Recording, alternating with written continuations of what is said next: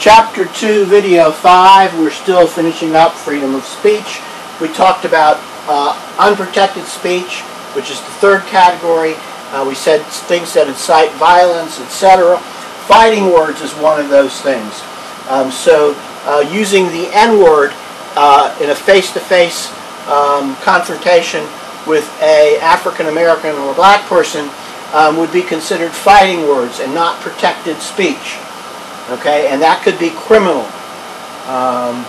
Alright, so the next thing we're going to talk about is obscene speech. Okay, the Supreme Court has had a difficult time with obscene speech, and I must say that in the last 20 or 25 years, it's become less and less relevant because we've had less and less prosecutions with regard to obscene speech.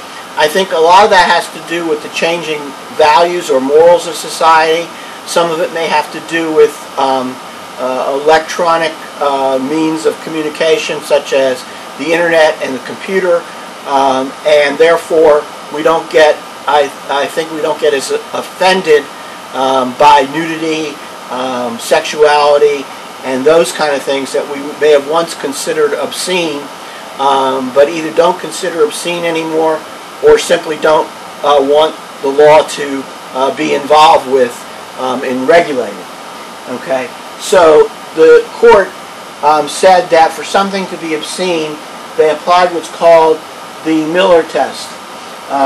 The average person, number one, the average person applying contemporary community standards would find that the work taken as a whole appeals to the prurient interest.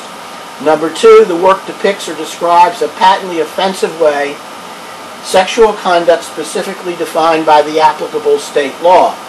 Number three, the work taken as a whole lacks serious literary, artistic, political, or scientific value. So that was the standard, that the first real meaningful standard enunciated by the U.S.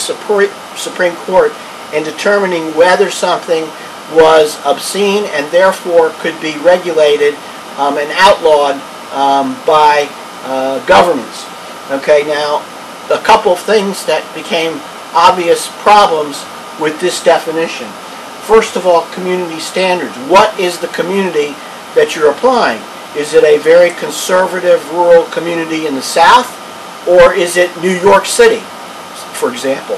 So you may know this historically, but there used to be a magazine called Hustler, and the publisher was Larry Flynt. And Larry Flynt was arrested and charged with obscenity in Lawrenceville, Georgia. This was back when Lawrenceville was a little rural town, very small, very conservative town.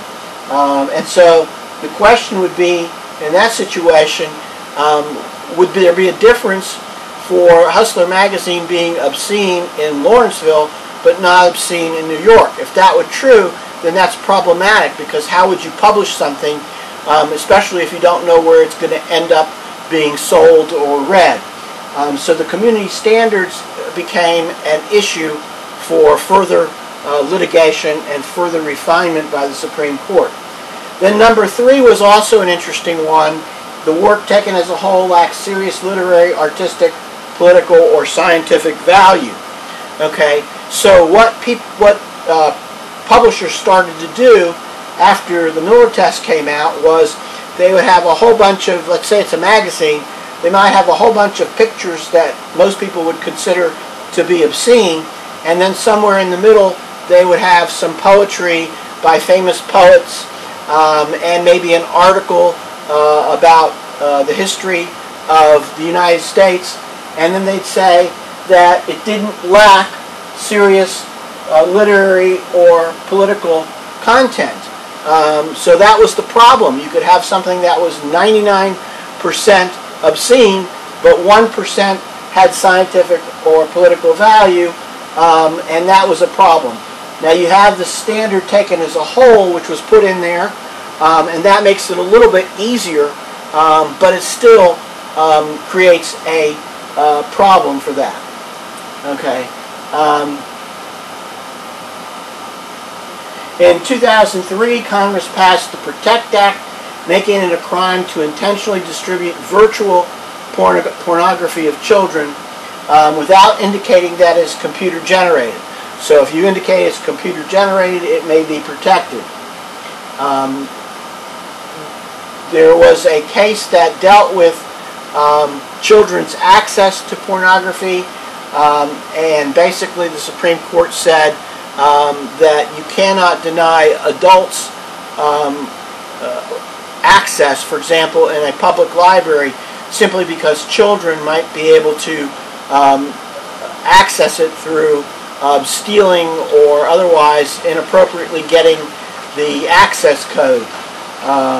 So those are some interesting byproducts of the First Amendment. So then we move on to religion. I'm going to stop there and we'll pick up with religion in the next video.